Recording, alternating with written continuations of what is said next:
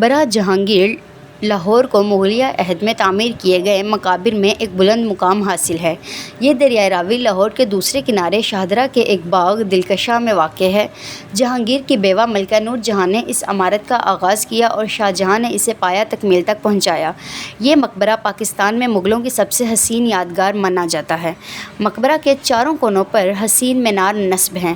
قبر کا تعویذ سنگ مرمر کا ہے اور اس پر عقیق، لاجورد، نیلم، مرجان اور دیگر قیمتی پتھروں سے گلکاری کی گئی ہے۔ دائیں بائیں اللہ تعالیٰ کے 99 نام کندہ ہیں۔ سکھ عہد میں اس عمارت کو بہت نقصان پہنچایا گیا۔ سکھ اس عمارت میں سفید سنگ مرمر سے بنایا گیا صحنشین اکھاڑ کر امرتسر لے گئے۔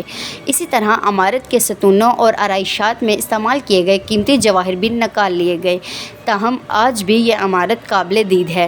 مقبرہ کا وہ حصہ جہاں شہنشاہ نور الدین جہانگیر دفن ہیں ایک بلند چبوترا بنایا گیا ہے۔ اندر داخل ہونے کا ایک ہی راستہ ہے۔ مزار کے چاروں جانب سنگ مرمر کی جالیاں لگی ہوئی ہیں جو سخت گرم موسم میں بھی حال کو موسم کی حدت سے محفوظ رکھتی ہیں۔ مقبرہ جہانگیر کی حدود میں نور جہاں نے ایک خوبصورت مسجد بھی تعمیر کروائی تھی۔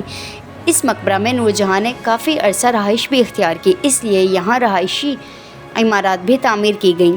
یہ مقبرہ شہنشاہ جہانگیر کے لیے بنایا گیا تھا جس نے مغلیہ سلطنت پر 1605 سے 1627 عیسوی تک حکومت کی۔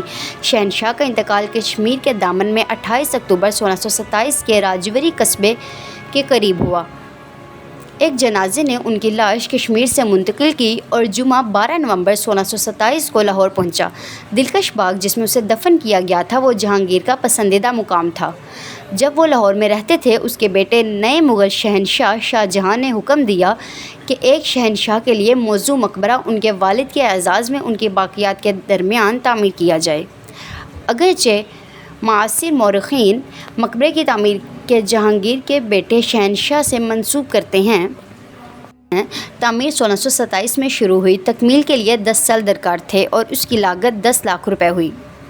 سکھ عدالتی ریکارڈ کے مطابق 1814 میں مقبرے کی مرمت کا کام شروع کیا گیا تھا، تاہم سکھوں کے دور حکومت میں مقبرے کے احاطے کی بھی بے حرمتی کی گئی جب اسے رنجیت سنگھ کی فوج نے لوٹا تھا، جس میں امرتسر میں گولڈن ٹیمپل کو سجانے کے لیے استعمال ہونے والے تعمیراتی سامان کو استعمال کیا گیا تھا۔ اس کے بعد لوٹی گئی زمینوں کو رنجیت سنگھ سینور اومس جو موسی صاحب کے نام سے بھی جانے جاتے ہیں کی فوج میں ایک افسر کے لیے نجی رہائش گاہ کے طور پر بھی استعمال کے لیے تبدیل کر دیا گیا تھا۔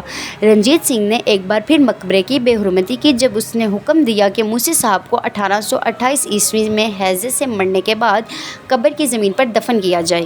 1880 تک ایک افواہ گردش کرنا شروع ہو گئی تھی جس میں الزام لگایا گیا تھا کہ مقبرے پر ایک بار گنبد یا دوسری منزل تھی جسے رنجیت سنگھ کی فوج نے چوری کر لیا تھا، حالانکہ اس بات کا کوئی ثبوت نہیں ملا کہ اس مقبرہ پر کبھی کوئی گنبد یا دوسری منزل بھی موجود تھی۔